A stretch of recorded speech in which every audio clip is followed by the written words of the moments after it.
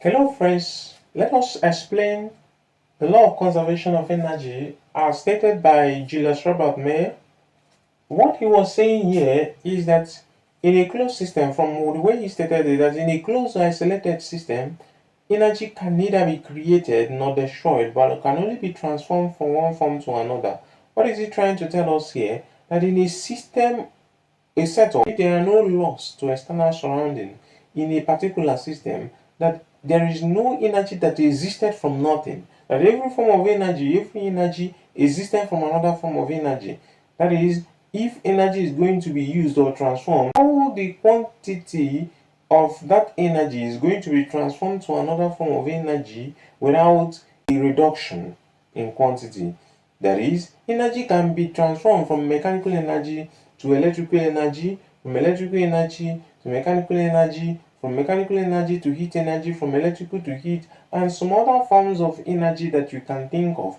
So what he was explaining here is that if there is no loss to a site, of course, it's an ideal situation, because in practical situation there are other factors that could cause a loss such that the entire energy in one form cannot completely be transformed to another form. But he was saying here that in a closed isolated system, meaning that if there is no loss to other system in a particular setup, if everything being equal, that the total energy of one form can be transformed to another form without loss, that no energy existed without another, and there is not going to be any loss if the energy transformation happens.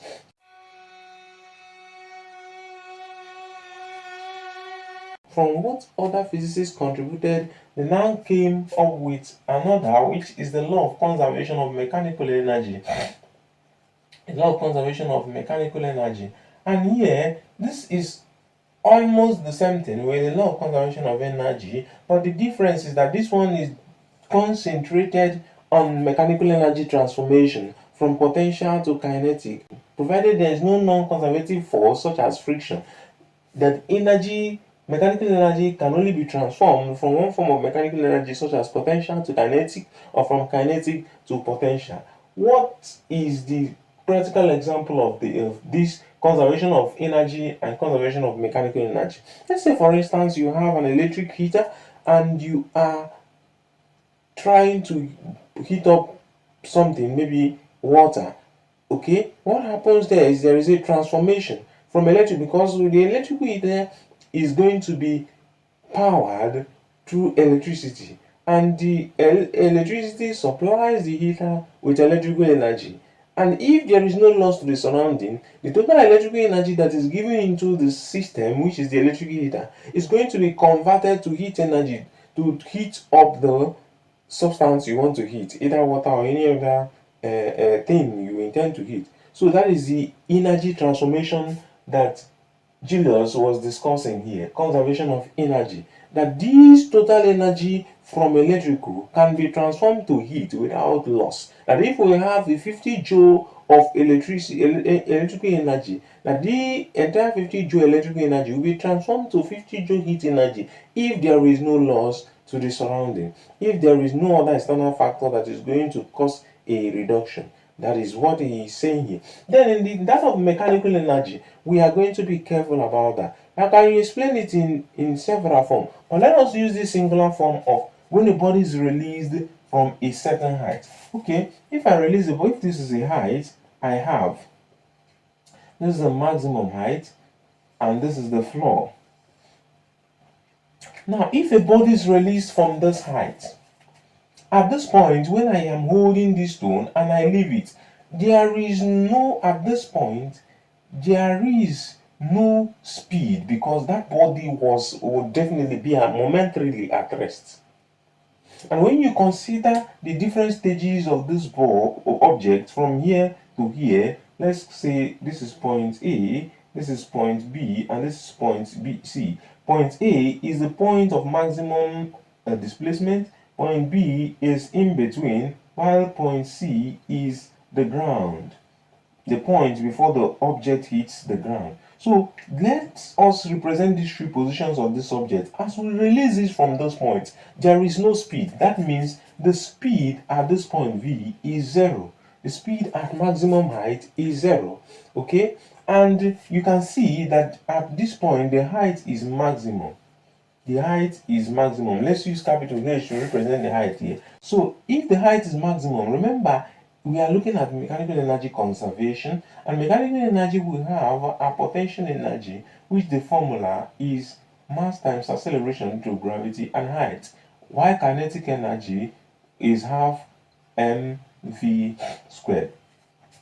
So at this point, if the velocity is 0, if you look at this formula, of course, the total energy at a given mechanical energy at a given point is equal to potential energy at that point plus kinetic energy at that point, because we said that potential energy of a body is energy possessed by that body due to its rest position by virtue of its state of rest, while kinetic energy is the energy possessed by a body by virtue of its motion. So the total energy, the total mechanical energy of a body at a point is the sum of the potential and kinetic energy of that body at that point. So at this point, the total energy is the sum of the potential and kinetic energy. But what do we see?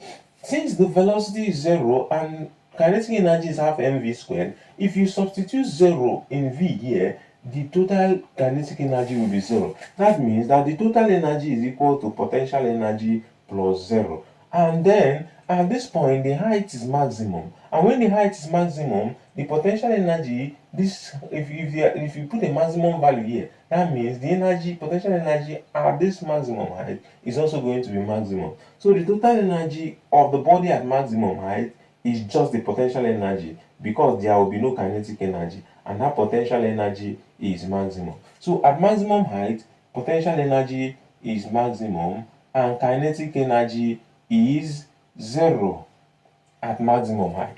Then when this body begins to fall and gets maybe fall in any point in between, maybe at this point you have another height at this point. It is still a height, but it is a reduced height. It is no longer as much as the first height, the height at the maximum height. What you will realize is that there will be, remember I told you that the total energy at this point is the potential plus kinetic energy at every point. Okay, is the sum of the potential and kinetic energy at that point, referring to mechanical energy. So at this point you will realize that since kinetic energy is half mv squared, as it is coming down, as the body is coming down, the velocity, it has acquired the velocity is no longer 0, because it is moving with a speed. It is moving with a speed. And remember, when the body is going towards the gravity, it increases speed, because the force of gravity, apart from this is acceleration due to its motion, the acceleration due to gravity is acting on it, and as that, the speed increases. So as the body is falling, it increases in speed. Practically you see that if you release the body from a height, as it is coming down, it is increasing in speed.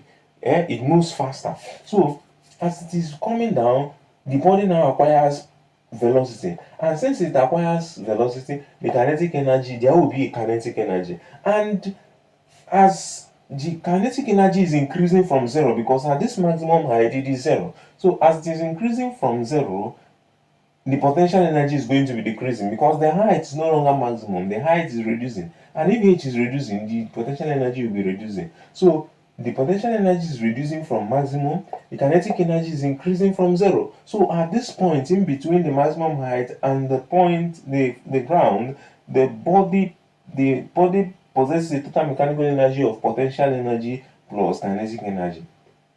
Potential energy that is less than the maximum potential energy at the maximum height, and kinetic energy that is more than the kinetic energy at that maximum height, which was originally 0. So as the body continues to fall, the height continues to reduce, and at the point, this other point C, before the body hits the ground, just before it hits the ground, the height at this point is 0, and then the body will hit the ground with a maximum level of speed it can acquire, with the maximum possible speed it can acquire. So the velocity at this point will be maximum, and if you have a maximum velocity, that means that the kinetic energy at this point will be maximum. So the total energy here is still potential energy plus kinetic energy, but the kinetic energy is going to be maximum, and the potential energy, since the height is 0, if you put 0 in the h here, the entire potential energy will be 0. So total energy is 0 plus maximum kinetic energy.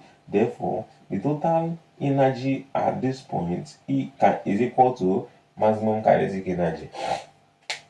So what I am saying is that at these 3 stages of this motion of this body, there is a change in mechanical energy. At maximum height, the velocity is 0.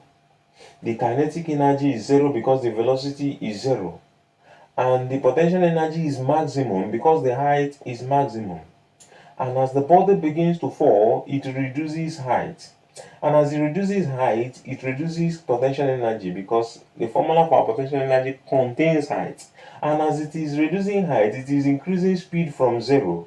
And because it's increasing speed from 0, the kinetic energy is increasing from 0. So at this point in between the maximum height and the ground, the total mechanical energy is the sum of the potential energy that is less than the maximum potential energy plus the kinetic energy that is more than 0.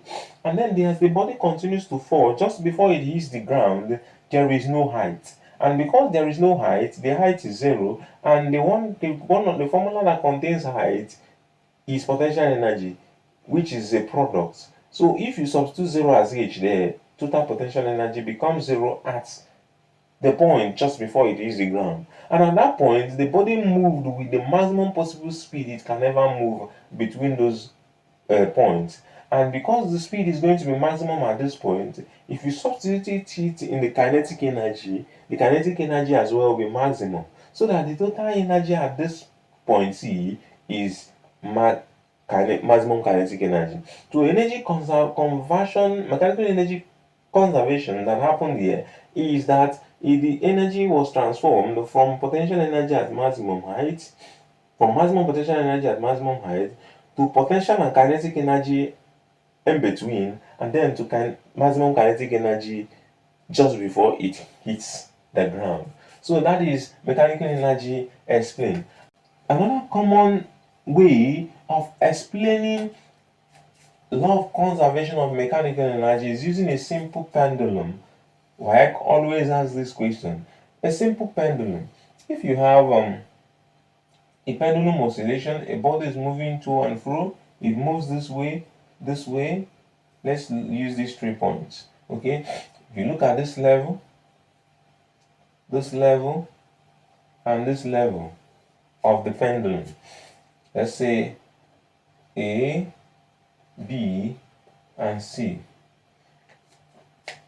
Okay, you know that if this body was not oscillating, this is the neutral point of the body.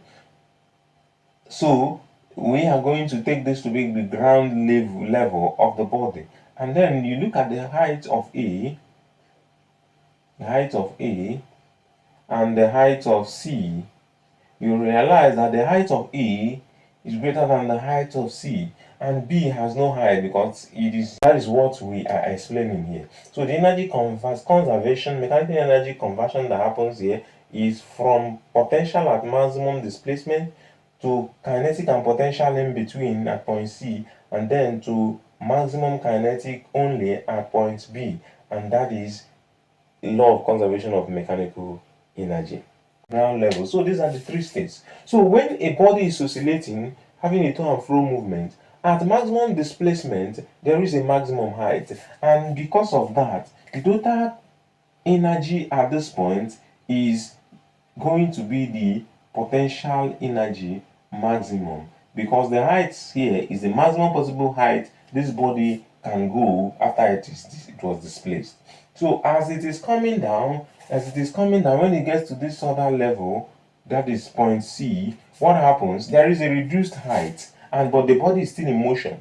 That means there is kinetic energy as well. There is speed as well. So the total energy at this point C is equal to the sum of the potential and the kinetic energy at that point. But at point A, the kinetic energy here is 0 because that is the maximum height. Whether a body was released from a height or it was thrown up and it is coming down, whenever a body gets to a maximum height, it becomes momentarily at rest. And because it momentarily becomes at rest, at that point of momentary rest, there is no speed. And so long as there is no speed, there is no kinetic energy. So as it now comes down to this neutral point, there is no height at this level. And because there is no height, the potential energy is zero. And so the total energy is kinetic energy maximum. So if you're reading this now, odds are I've already left town.